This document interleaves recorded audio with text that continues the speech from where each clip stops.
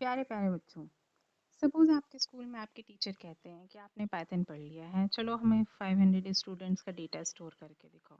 So what will you do? Would you create 500 variables? क्या आप 500 बच्चों का डेटा स्टोर करने के लिए 500 वेरिएबल्स बनाओगे? Is this practical? नहीं, आप ऐसा नहीं करने वाले हो, क्योंकि आपको पाइथन में CSV फाइल क्रिएट करने की फैसिलिटी प्रोवाइड की हुई है, जो आपका डेटा एक्सेल फाइल की तरह सेव कर सकता है। आपने एक्सेल फाइल तो देखी होगी, बॉक्स बने रहते हैं, आप फटाफट उसमें डेटा सेव कर लेते हो। CSV फाइल बिल्कुल वैसे ही आपको डेटा स्टोर करने की फैसिलिटी देता है, और इसे आप फिर बाद में एक बार क्रिएट करने के बाद एक्सेल में भी एक्सपोर्ट कर सकते हो। तो इसे करना कैसे है, चलिए स्टार्ट करते हैं। पहले हम देखते हैं कि CSV फाइल है क्या। CSV is a file format for data storage which looks like a text file. तो आपको ये दिखता कैसे है? टेक्स्ट फाइल की तरह दिखता है ना? अब टेक्स्ट फाइल में लिखना ज़्यादा इजी होता है आपके लिए। इसका फुल फॉर्म क्या है? Comma separated file. इसमें आप सारे डेटा को कॉमा से सेपरेट कर देते हो। ठीक है, आइए इसके बाद देखते हैं कि हमें CSV को यूज़ कब करना है। आप CSV तब यूज़ कर सकते हो जब आपको एक टैबुलर स्ट्रक्चर फॉलो करना होता है। जैसे कि आपको अगर स्टूडेंट का रिकॉर्ड सेव करना है तो आपको टेबल्स की ज़रूरत पड़ती है। आप देखते होगे आपकी क्लास टीचर अटेंडेंस रजिस्टर लाती हैं, है ना? उसमें कैसे टेबल्स बने रहते हैं, जिसमें फर्स्ट कॉलम में रोल नंबर, नेम और उसके बाद आपकी अटेंडेंस लिखी जाती है। तो CSV भी हम तब यूज़ करते हैं जब जो भी आपका डेटा है वो टैबुलर स्ट्रक्चर में सेव हो सकता है। और CSV का यूज़ कहाँ है? जब आपको डेटा बेस से लार्ज डेटा ट्रांसफ़र करने की ज़रूरत होती है। ठीक है, डेटाबेस में अगर मान लीजिए बहुत सारा डेटा है और अगर वो CSV के फॉर्मेट में है, तो वो एक एप्लीकेशन से दूसरे एप्लीकेशन में ट्रांसफ़र करना बहुत आसान हो जाता है इंस्टेड ऑफ एक्सेल फाइल। आप ऐसे देख सकते हो कि आप अपना एक्सेल ओपन करना, उसमें कुछ डेटा स्टोर करना, उसे आप एक बार .xlsx से सेव करके देखना, और उसके बाद आप उसी डेटा को .csv से सेव करना। आप देखना कि CSV वाली जो फाइल है वो कम मेमोरी लेगी। ठीक है, अगर मेन जो अगर आपने एक्सेल फाइल फॉर्मेट में सेव किया है उसका स्पेस अगर वो ले रहा है 20 KB, तो ये 2 KB ही लेगा। ठीक है, इतना डिफरेंस आ जाता है। एक एक्सेल का आप एक्सटेंशन देते हो और एक CSV का एक्सटेंशन देते हो, तो इसमें बहुत डिफरेंस आ जाता है। तो CSV फाइल जो होती है वो स्पेस कम लेती है। To import and export data between Office applications, to store, manage and modify shopping cart catalogue, तो इन सारी जगह पे CSV का यूज़ होता है। आइए देखते हैं इसके एडवांटेजेस क्या हैं।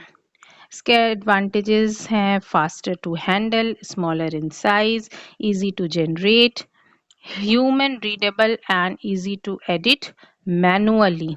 इसे आप मैनुअली भी एडिट कर सकते हो, बाइनरी फाइल की तरह नहीं है ये, जहाँ आपको कुछ समझ नहीं आता है कि वो कैसे सेव किया हुआ है ना? Simple to implement, processed by almost all existing applications. तो एक बार आपने CSV फाइल क्रिएट कर ली तो आप किसी भी एप्लीकेशन पे उसको एक्सपोर्ट इंपोर्ट कर सकते हो। ठीक है, इसका आप स्क्रीनशॉट ले लीजिए बच्चों। ये आपके एग्ज़ाम में कई बार आता है, बोर्ड एग्ज़ाम में, कि CSV फाइल की एडवांटेजेस क्या होती हैं, तो आप इसका स्क्रीनशॉट ले लो। आइए अब देखते हैं कि इसके डिसएडवांटेजेस क्या हैं। No standard way to represent binary data. Binary data आप इसमें सेव नहीं कर सकते हो। बाइनरी डेटा क्या होती है आपको याद होगा, जैसे इमेजेस, वीडियोस, ये सारे इसमें सेव नहीं हो सकते हैं। No distinction between text and numeric values. तो ये जो है टेक्स्ट और न्यूमेरिक वैल्यूज में डिफरेंस इसको नहीं पता लग पाता है। ठीक है, एक मिनट, ये क्यों, चलो अब इसके बाद क्या है, poor support of special characters and control characters allows to move most basic data only. Complex configuration cannot be imported and exported this way. Problems with importing CSV into SQL. No distinction between null and quotes. ये भी आप ने SQL अगर आप जानते हो तो उसमें आपको पता होगा कि उसमें एक स्पेशल वैल्यू होती है नल वैल्यू। तो CSV फाइल जो है वो नल को as a distinct value consider नहीं करता है, क्योंकि ये बस डेटा स्टोर कर सकता है। इसमें इसको कुछ नहीं समझ में आता है कि क्या बाइनरी है, क्या न्यूमेरिक है, क्या नल है। तो ये डेटा को ज़्यादा समझ नहीं पाता है, ये बस डेटा को अच्छे से कम स्पेस में स्टोर करना जानता है। इतना आप समझ लीजिए, ठीक है। चलिए अब यहाँ पे देख रहे हैं कि CSV फाइल को रीड कैसे करते हैं। तो विथ ओपन फाइल ओपन हुई है, ये मैं आपको प्रैक्टिकल करके बता देती हूँ, ठीक है। उसके बाद आज हम देखने वाले हैं राइटिंग अ CSV फाइल। ये सब अभी मैं आपको पाइड्रॉइड पे बताती हूँ, और उसके बाद आपको क्या करना है, ये 2 असाइनमेंट करके और आंसर आपको कमेंट में शेयर करना है। ये असाइनमेंट की आप स्क्रीनशॉट ले लीजिए, ठीक है। इसका भी आप स्क्रीनशॉट ले लीजिए, ये भी मैं आपको समझा दूंगी। Delimiter to a file. चलिए अब आ जाते हैं, अपना फोन आप पोर्ट्रेट मोड में कर लीजिए। Okay, now the CSV file create करने के लिए फर्स्ट लाइन बताओ बच्चों, क्या लिखते हैं हम, इंपोर्ट लिख देते हैं। उसके बाद क्या लिखते हैं, CSV लिखते हैं। वेरी गुड, अब तो आप प्रो हो गए हो। उसके बाद फाइल ओपन करने के लिए आप एक पॉइंटर बनाते हो, क्या लिखते हो, F इक्वल टू, इसके बाद आप लिख देते हो ओपन। ओपन के बाद हम क्या करते हैं, एक लगा देते हैं पेरेंथेसिस। पेरेंथेसिस के बाद आपको क्या करना है, सिंगल इन्वर्टेड कॉमा में हम अपने फाइल का नाम लिख लेते हैं। यहाँ पे मान लीजिए मैंने लिख लिया स्टूडेंट, ये मैं क्या लिख रही हूँ, स्टूडेंट, ठीक है। यहाँ मैंने लिख दिया स्टूडेंट, एक्सटेंशन क्या आएगा, CSV, देन नाउ कॉमा। इसके बाद आप लिखोगे यहाँ पर कि आप किस मोड में ओपन करना चाहते हो। तो अभी हम W मोड में ओपन कर लेते हैं, क्योंकि अभी हमारे पास डेटा नहीं है और हमें डेटा को राइट करना है। इसके बाद अब मैं लगाती हूँ कॉमा। इसके बाद यहाँ पे एक और न्यू चीज़ है आपके लिए, जो कि एग्जाम में बहुत पूछी जा रही है। आपको लिखना है न्यू लाइन।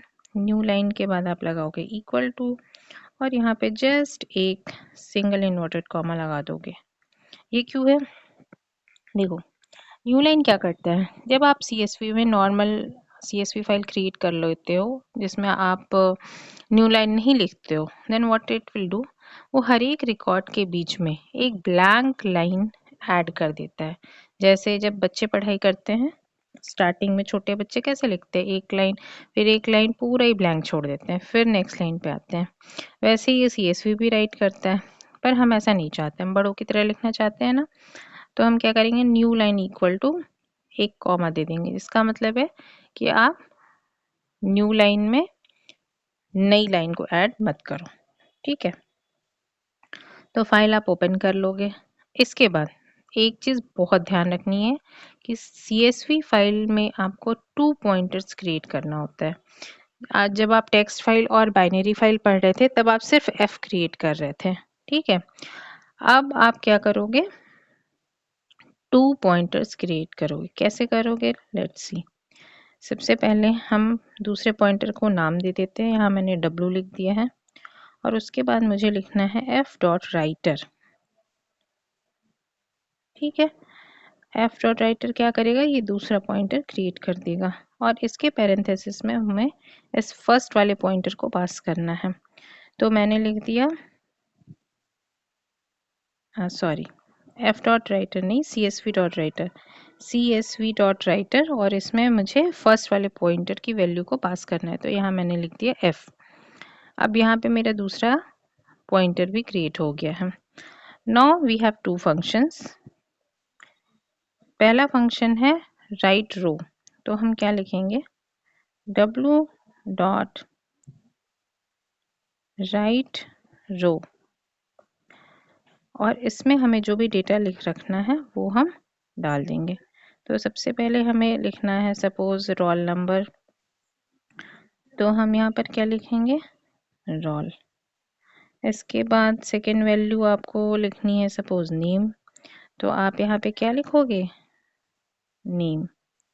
इसके बाद फिर से आप यहाँ पे लगाओगे कॉमा, और फिर से आप क्या लिखोगे बच्चों, मार्क्स। ठीक है, तो ये राइट रो जो है ये CSV फाइल में एक रिकॉर्ड को राइट करने के लिए यूज होता है। इसके बाद एक दूसरा फंक्शन है दैट इज योर राइट रोज। इसका भी यूज करके हम देख लेते हैं। आपको क्या लिखना है, w डॉट राइट रोज। राइट रोज में भी आपको याद रखना है कि सिर्फ एक ही लिस्ट आप पास करोगे, पर क्योंकि आपको मल्टीपल रिकॉर्ड्स रखने हैं तो आप लिस्ट के अंदर दूसरी लिस्ट बनाओगे। ठीक है, अब यहाँ पे मैंने 2 लिस्ट बना ली हैं। सेकेंड लिस्ट के अंदर हम डेटा रखना शुरू करते हैं। तो सबसे पहले हमें क्या रखना था, रोल नंबर, तो मैंने रोल नंबर 1 लिख लिया। इसके बाद हमें लिखना था नेम, तो मैंने यहाँ पे नेम लिख लिया, और इसके बाद फिर से मैंने कॉमा लेकर और उसके बाद मैंने इसमें मार्क्स रख दिया है। ठीक है, उसके बाद सेकेंड लिस्ट बनाती हूँ मैं। इसमें मैं रोल नंबर 2 का डेटा लिख लेती हूँ, रोल नंबर 2, और इसके बाद फिर से कॉमा, और इसके बाद सेकेंड नाम मैं लिख लेती हूँ आभा, और इसके बाद इसमें हमें रखना है मार्क्स।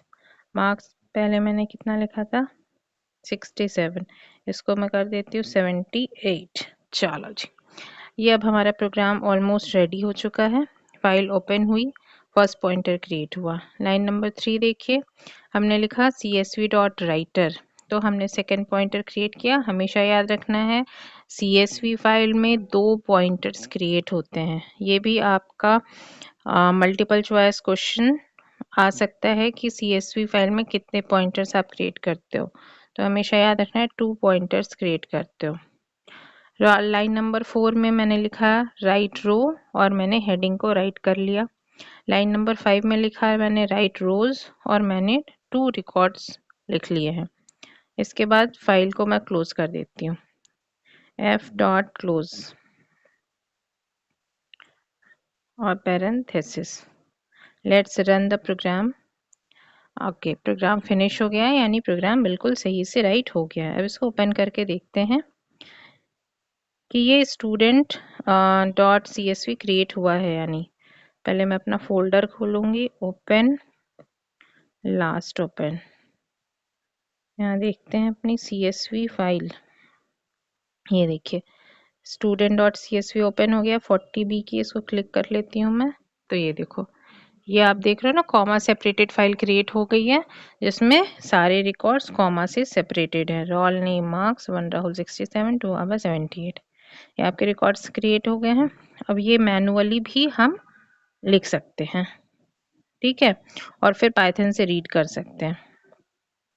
तो सबसे पहले अब मैं आपको सिखाती हूँ कि रीडिंग कैसे करते हैं। रीडिंग करने के लिए आपको फाइल को रीड मोड में ओपन करना होता है, तो मैं इसी प्रोग्राम में रीडिंग भी कर लेती हूँ। तो यहाँ पे मैंने एक पॉइंटर बनाया F1 नाम से, फिर F1 के बाद आपको लिखना है इक्वल टू, फिर आपको करना है फाइल को ओपन।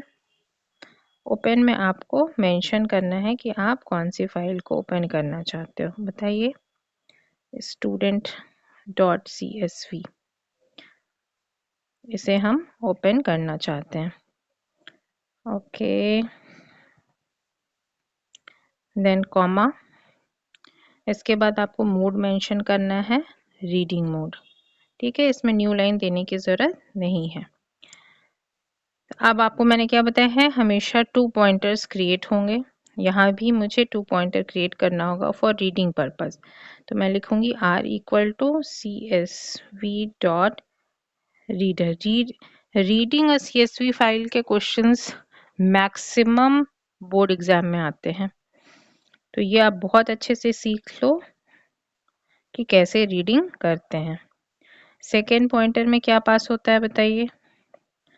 First pointer. ठीक है, तो यहाँ पर F1 पास, F1 होगा, है ना, क्योंकि F1 फर्स्ट पॉइंटर का नाम है। ओके, यहाँ तक आप सीखे। अब क्या करना है? यहाँ तो राइट रो था और राइट रोज था राइटिंग करने के लिए। रीडिंग के लिए क्या है? रीडिंग के लिए कुछ नहीं है। ठीक है, तो रीडिंग आपको कैसे करना होगा? जब कोई भी आपके पास एक्स्ट्रा फंक्शन प्रोवाइडेड नहीं है तो आप रीडिंग कैसे करते हो? तो ये एक ट्रिक है, ये देख लीजिए। आपको क्या लिखना है? फॉर आई इन आर, जैसे कि आप फॉर लूप में करते थे। ठीक है, तो आपको यहाँ पे बस फॉर लूप आर पे लगाना है और आपकी फाइल रीड हो जाएगी। और इसके बाद आपको लिखना है बच्चों यहाँ पे प्रिंट पैरेंथेसिस आई। तो ये सारे रिकॉर्ड 1 बाय 1 आर से रीड कर लेगा और आपके स्क्रीन पर प्रिंट कर देगा। और लास्टली हम क्या कर देते हैं? फाइल को क्लोज करते हैं। तो मैं लिखूंगी F1 डॉट क्लोज। डन। अब ये देखिए, इस प्रोग्राम में हमने रीडिंग भी कर लिया, राइटिंग भी कर लिया। Let's execute the program. Okay, ये देखो यहाँ पे सारे जो डेटा है वो रीड होकर आ गई है। बात समझ में आ गई सभी बच्चों को? ये देखिए स्टूडेंट डॉट CSV है। अब इसे एक बार मैनुअली रोल नंबर 3 ऐड करके देखते हैं। 3 कॉमा, फिर हमें रीडिंग के लिए एक एक्स्ट्रा बनाना होगा ना, एक एक्स्ट्रा प्रोग्राम, क्योंकि एक मिनट आपको भी बताती हूँ मैं। यहाँ मैंने लिखा 3, नाम हम दे देते हैं कुछ भी, मैं अपना नाम देती हूँ, चलो दिवा। उसके बाद मेरे मार्क्स कितने आए हैं? 99। ओके, अब हमें इसे रीड करना है, तो कैसे करेंगे? देखिए, यहाँ जो मैंने रीडिंग वाली लाइंस रखी थी, ये मैं यहाँ से रख लेती हूँ कट। एक न्यू फाइल बनाती हूँ, यहाँ मैं करती हूँ पेस्ट। डन। ओके, इसे अब मैं करूँगी सेव। सेव करते वक्त इसमें मैं लिख देती हूँ CSV read. Done, save. Okay, first इसे भी सेव करना, हर चीज़ को सेव करना है। यहाँ देखो ऊपर स्टार दिख रहा है, इसका मतलब ये लास्ट सेव नहीं है, तो अभी आपने इसे सेव करना है पहले। तभी सेव नहीं करने की वजह से भी बच्चों को बहुत एरर आती है और बच्चे कंफ्यूज हो जाते हैं कि हम क्या गलत कर रहे हैं। आप कुछ गलत नहीं कर रहे हैं, आप सिर्फ सेव नहीं कर रहे हो उसे। ठीक है, तो अब ये मैंने तीसरा जो डेटा है वो डायरेक्ट इसमें राइट किया है। सब सिर्फ मैं CSV रीड को एक बार एग्जीक्यूट करके देखती हूँ। Okay, there is some error, name CSV is not defined. Okay, import तो हमने लिखा ही नहीं। यहाँ पे सबसे पहले आप क्या लिखोगे बच्चों? Import CSV। चलिए, अब फिर से मैं येलो बटन पे क्लिक कर देती हूँ। ओके, नाउ यू सी, यहाँ पे एक थर्ड डेटा भी ऐड हो गया है। क्योंकि मैंने इस पे एंटर बटन पे क्लिक कर दिया था, इसलिए यहाँ पे एक ब्लैंक लाइन भी आ गया है, ब्लैंक लिस्ट भी आ गई है। तो अगर मैं ऐसा नहीं चाहती थी तो मुझे एंटर पे क्लिक नहीं करना चाहिए था। ठीक है, तो आपने क्या देखा? आप पाइथन के थ्रू भी राइट कर सकते हो, डायरेक्ट भी राइटिंग कर सकते हो। तो होप आपको CSV समझ में आ गया है। अब आप जो मैंने असाइनमेंट क्वेश्चंस दिए हैं उनको करके और मुझे कमेंट में बताइए कि are you able to do it और नॉट। ओके, चलिए मिलते हैं नेक्स्ट वीडियो में। Thank you so much.